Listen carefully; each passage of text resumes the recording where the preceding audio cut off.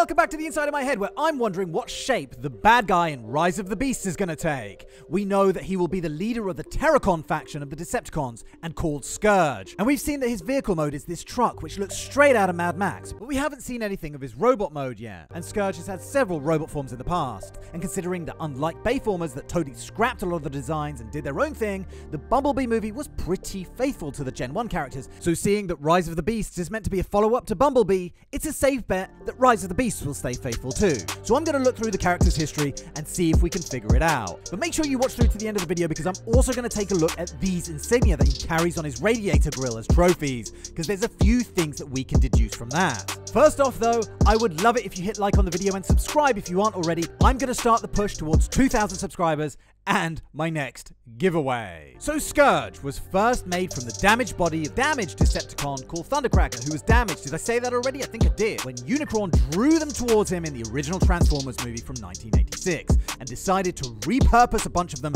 to do his bidding. Because what is an evil supervillain without minions? The three most notable were, well, I'm not sure who this guy is, but he became Cyclonus, Thundercracker, who became Scourge, and of course Megatron, who became Galvatron. Get that shit off my screen! Hey, that version of Galvatron! And of course Megatron, who became Galvatron. Like his cohorts, he had a purple and grey colour scheme, and he had these cool bat-like wings and these snazzy pink claws, and a very cool goatee. There's a video idea for you. Top 5 evil goatees. Oh yeah, we could do a whole series, like top 5 evil mullets, top 5 evil wraparound shades, and would transform into a spaceship that reminds me a little of a hovercraft or a submarine, especially with these air vents here, which always remind me of torpedo bays on the sides here. Okay, wait, no, I googled it and apparently it's a space skiff, which is a slightly less mundane way of saying spaceship. What do you transform into? Well, I'm a giant scorpion that fires lasers out of my tail and can crush anything with my 2 giant claws. I've also got an alternate mode where I can transform into a small city and then little cars can drive up and down my thighs. What about you? Space skiff? In the 1986 movie, Scourge and his crew, called the Sweeps, lay the smackdown on Ultra Magnus, but they didn't really do a lot else in that movie. He featured more in the animated series as a kind of a partner or sidekick to Cyclonus. He and Cyclonus once traveled back in time to 1986 as part of a plan to free themselves from Unicron's control by constructing a massive cannon that would destroy him upon their return to the future. And then another adventure, he was possessed by the spirit of Starscream and even managed to get his hands on the Matrix of Leadership and became leader of the Decepticons for a short while, only until Hot Rod— get that shit off my screen! Only until Hot Rod came along and kicked his ass and took the Matrix back though. The next incarnation of Scourge was this, a brightly coloured grasshopper or locust maybe, that was created in the Beast Wars era, which was never featured in the animated series unfortunately, but did feature in a few storylines in the comics. He didn't really seem to have a large or particularly distinctive role from what I understand though, with his one trademark being that he specialized in chemical warfare. It is possible that the Rise of the Beast incarnation follows this mold, as we know the Terracons are traditionally creature-based, the originals being Hunger, Sinner-Twin, Cutthroat, Ripper-Snapper, Blot, and Cindersaw, but honestly, I just don't see the main villain being a Locust. It's just not intimidating enough. The next version of Scourge came in Robots in Disguise, where he takes the form of this dark-colored truck. Scourge was originally an Autobot protoform whose stasis pod became entombed underground when his ship crashed on Earth. After being dug up by an archaeologist, the stasis pod was stolen by Megatron, who pumped him full of all the evils. Optimus Prime, the next time we meet, you will cease to exist, I promise you. Now apparently when he was choosing his vehicle mode, he scanned a big truck, which at that exact moment just happened to be getting a big cuddle from Optimus Prime. What's actually happening here is that Optimus is saving a truck from crashing and just happened to get scanned at that exact moment. So he ended up looking like this. And yes, there is just a passing resemblance to Nemesis Prime. And if I understand right, he was actually the inspiration for Nemesis Prime.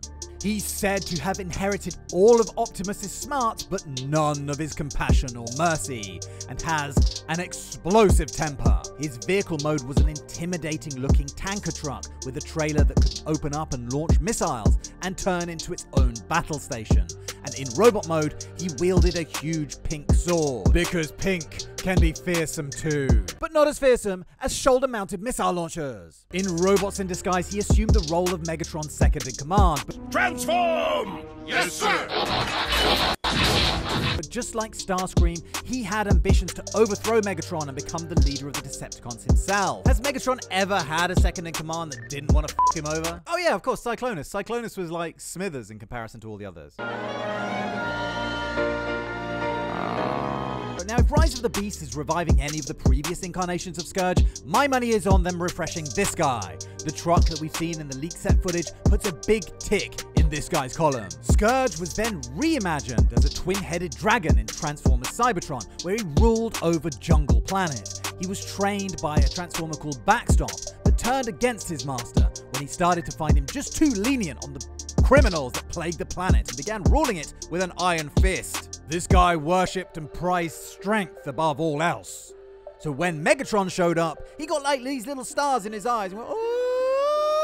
And Scourge sided with the Decepticons, but over time, he became to question his allegiance and eventually turned to the Autobots side. Basically because there was this woman, this human woman, who showed him strength of character rather than physical strength. And he was like, oh, so strength is not all about being a big tough guy? And she was like, no, it's not all about being a tough guy. What did you think? That it was all about being a tough guy? Actually, I did, guy, but now I see the errors of my way. So that's the character's history in brief. If I had to put money on it, I'd probably say they would take the physical form from Robots in Disguise, and if he has an alternate mode, I'd probably say the twin-headed dragon from Cybertron.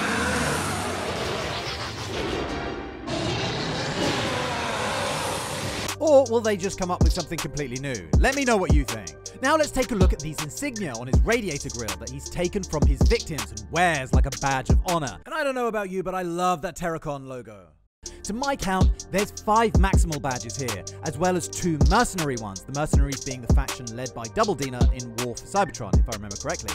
There's even 2 of these, which look like Autobot logos with hammers, which are probably going to be from the Wreckers, who are meant to be the toughest Autobots. Notable Wreckers that I can think of are Bulkhead from Prime, I'm pretty sure Rhinox was in Beast Wars, also Wheeljack from Prime, and apparently they were led by Springer. But even more interesting than that, to me, there's 4 Decepticon badges, and this, which looks like a Predacon badge. Now, I always thought that the Terracons were a faction of the Decepticons, much like the Dinobots or Wreckers are factions of the Autobots. But if this guy is killing Decepticons, could they be a completely separate faction? Like something even worse than the Decepticons? Or are these just more examples of Decepticon infighting, backstabbing, and betrayal? For example, one of his soldiers that spoke out of line or failed on a mission and he just like offed them. Anyway guys, I'm going to leave it there. Keep an eye out for Terracons Explained, as well as incarnations of Megatron ranked, incarnations of Optimus Prime ranked, and a bunch more Transformers stuff. Get involved, let me know what you want to see from Rise of the Beast, and I will see you very soon for the next one. Thank you very much for watching, and cheerio, bye!